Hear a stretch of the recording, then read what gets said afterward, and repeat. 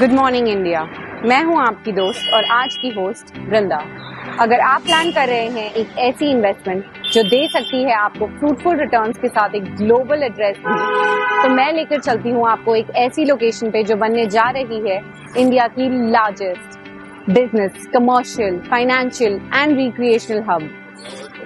मैं बात कर रही हूं एक ऐसी सबसे बेस्ट प्लान सिटी के बारे में जो है यमुना एक्सप्रेसवे, और उसी के पास डेवलप होने वाले एक एयरपोर्ट के बारे में जो है एशिया का सबसे बड़ा एयरपोर्ट और वर्ल्ड का चौथा सबसे बड़ा एयरपोर्ट। आज हम आपको लेके चल रहे हैं इसी एयरपोर्ट के पास डेवलप होने वाली एक premium plotted gated township star city. जैसा कि आप सब जानते हैं, किसी भी सिटी की प्रोग्रेस के लिए 5 ड्राइविंग फोर्सेस की जरूरत होती है: इंफ्रास्ट्रक्चर, एजुकेशन, आईटी, रिक्रिएशनल और इंडस्ट्रियल। यमुना एक्सप्रेसवे पर हमारी गवर्नमेंट ये सभी ड्राइविंग फोर्सेस को बहुत ही प्लान तरीके से इम्प्लीमेंट करी है, और मैं आज स्टार सिटी तक के सफर पे आप सबको इन्हीं ड्राइविंग फोर्सेस से इंट्रोड्यूस करवाऊंगी। अभी हम खड़े हैं दिल्ली की सेंट्रल लोकेशन पे, कनॉट प्लेस। समय है 9 बजे। Let's start the journey.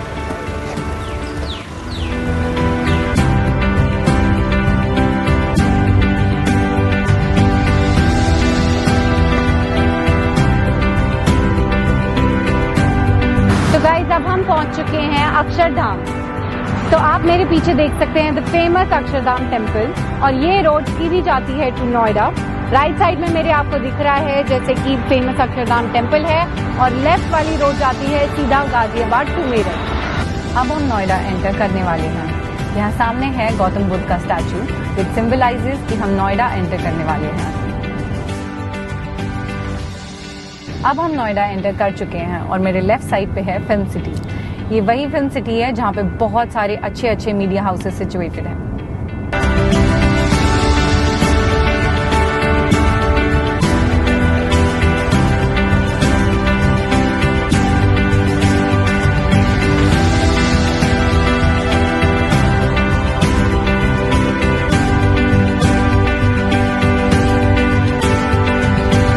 अब हम पहुंच चुके हैं सेक्टर 125, और मेरे राइट साइड में है एमिटी यूनिवर्सिटी, और यहाँ पे और भी बहुत आईटी कंपनीज हैं जैसे HCL और सैमसंग। तो अब हम पहुंच चुके हैं एडवान टावर्स, और आपको मेरे पीछे दिख रहे होंगे एडवान टावर्स, जहाँ पे इंडिया की one of the best MNCs हैं जैसे कि KPMG, EY, BHEL एक्सेट्रा। और इसी के सामने है नोएडा का टेक जोन, जहाँ पे और भी बहुत सारी आईटी कंपनीज हैं जैसे कि TCS और Accenture, MetLife etcetera.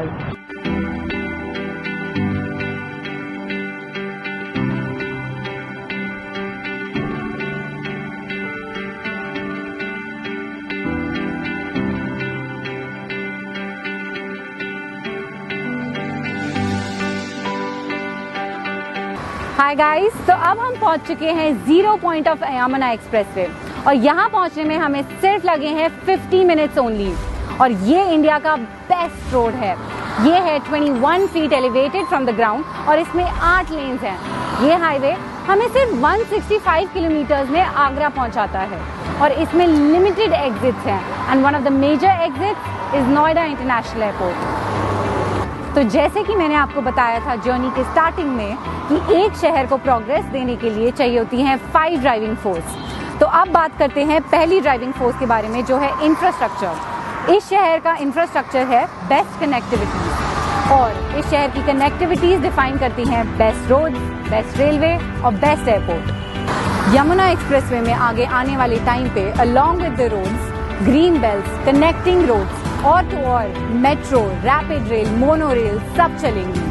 Yamuna expressway की कनेक्टिविटी है बेस्ट रोड जैसे ईस्टर्न पेरिफेरल एक्सप्रेसवे, जिसे KGP भी बोलते हैं, कुंडली गाजियाबाद पलवल रोड, जो है दिल्ली NCR का आउटर रिंग रोड, KGP और KMP। इस एक्सप्रेसवे से सिर्फ 20 मिनट में पहुंचा जा सकता है NCR के किसी भी शहर में। साथ ही ये कनेक्ट करता है BMIC से, FNG से, अलीगढ़ पलवल हाईवे से और लखनऊ हाईवे से भी। तो ये तो हो गई रोड कनेक्टिविटी। अब हम बात करते हैं मेट्रो कनेक्टिविटी की। नोएडा एयरपोर्ट से दिल्ली एयरपोर्ट तक कनेक्ट करते हैं 12 station via Delhi and Noida. तो हो गई मेट्रो की कनेक्टिविटी। अब आते हैं रैपिड रेल, जो न्यू अशोकनगर से नोएडा इंटरनेशनल एयरपोर्ट को कनेक्ट करेगी, और मोनो रेल, जो नोएडा इंटरनेशनल एयरपोर्ट से वाराणसी को कनेक्ट करेगी। तो अब हम बात करते हैं सेकेंड ड्राइविंग फोर्स आईटी की। यहाँ है टेक जोन, जो 750 एकर्स में सिचुएटेड है, जहाँ पे बहुत बड़ी बड़ी कंपनीज जैसे world trade centre, Vivo, blackberry, Wipro, Coforge, बाकी सारी कंपनीज भी ऑपरेशनल है। इससे पता चलता है कि यहाँ पे ऑलरेडी कितने सारे जॉब अपॉर्चुनिटीज हैं। तो अब हम बात करते हैं थर्ड ड्राइविंग फोर्स की, जो कि है education. Our government has already planned 18 to 19 world-class universities in this belt, and 4 of them are already operational, जो कि हैं Gautam Buddha international university, which is India's largest university, and Galgotia University, also Noida International.